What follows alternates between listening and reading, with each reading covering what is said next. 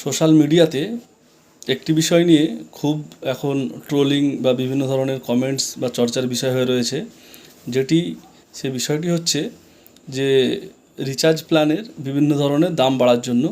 অবশ্যই এটা নিয়ে মানুষের ক্ষোভ প্রকাশ করা উচিত এবং ট্রোলিং বা বিভিন্ন ধরনের করা উচিত। বিশেষ করে জিও কোম্পানিকে নিয়ে বেশি এটা করা হচ্ছে যে এত দাম বাড়িয়েছে, এই করেছে সেই করেছে, এবং বিভিন্ন কোম্পানি তাদের দামটা বাড়িয়েছে।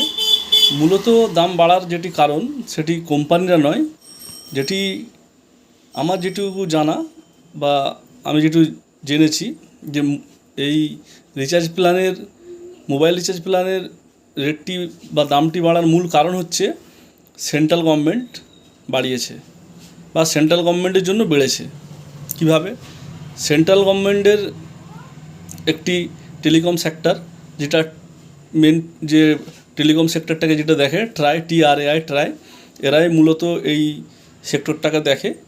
তারা তাদের বা সেন্ট্রাল গভর্নমেন্ট বিভিন্ন ট্যাক্স বা বিভিন্ন ধরনের যাবতীয় জিনিসপত্র চাপানোর জন্য এইসব কোম্পানিগুলো বিভিন্ন দিন ধরেই তাদের দাম বাড়ানোর জন্য চেষ্টা করছিল, এবং যেহেতু ভোট মিটে গিয়েছে এবং সেন্ট্রাল গভর্নমেন্টেরও তো কাজ হয়ে গিয়েছে, যেটা ভোটের রাজনীতি যেটা ব্যাপার থাকে, সেটা মিটে যাওয়ার তারপরে এই মোবাইলের রিচার্জের দামটা বেড়েছে।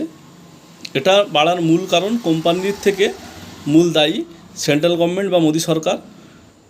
এদের দূরদৃষ্টির অভাব বা মানুষের উপরে বিভিন্ন জিনিসের চাপিয়ে দেওয়া বা ট্যাক্স বা বিভিন্ন কর আদায়ের নাম করে সাধারণ মানুষ বা গরিব মানুষের পকেট থেকে টাকা বার করে নেওয়া, এই কারণেই এই টেলিফোনের বা রিচার্জের দামগুলো বেড়েছে।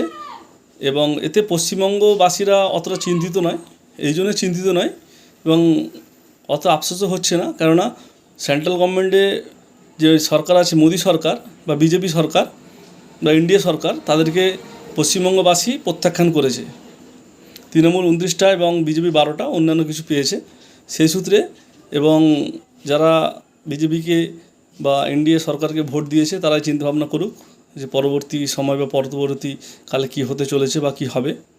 তাই পশ্চিমবঙ্গবাসী দূরদৃষ্টির জন্যই বা সঠিক সিদ্ধান্ত নিয়েছে, এবং যারা বিজেপিকে ভোট দিয়েছে বা এনডিএকে সমর্থন করেছে তারা একটু ভাবনা চিন্তা করুক যে তারা কী সিদ্ধান্ত নিয়েছে, সঠিক না ভুল।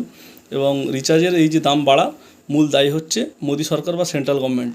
একটু আপনারা সবাই মিলে রিসার্চ বা একটু খোঁজখবর নিন, তাতে পুরোপুরি ব্যাপারটা ক্লিয়ার হবে। এই বিষয়টি বা এই মতামতটি আপনাদের কাছে শেয়ার করার ছিল। ভিডিওটি প্রচুর আকারে শেয়ার করুন, যাতে অন্য কেউ বিষয়টি জানতে পারে যে মূল দায়ীকে রিচার্জ বাড়ানোর বা রিচার্জের প্ল্যানগুলো বাড়ার জন্য দায়ী সেন্ট্রাল গভর্নমেন্ট বা মোদি সরকার। কোম্পানিগুলো কী করবে যদি তাদের উপরে বিভিন্ন ধরনের কর বা বিভিন্ন জিনিস চাপিয়ে দেয়? তারাও তো বাড়াতে বাধ্য হবে। পুরোপুরি ভিডিওটি দেখার জন্য অসংখ্য ধন্যবাদ।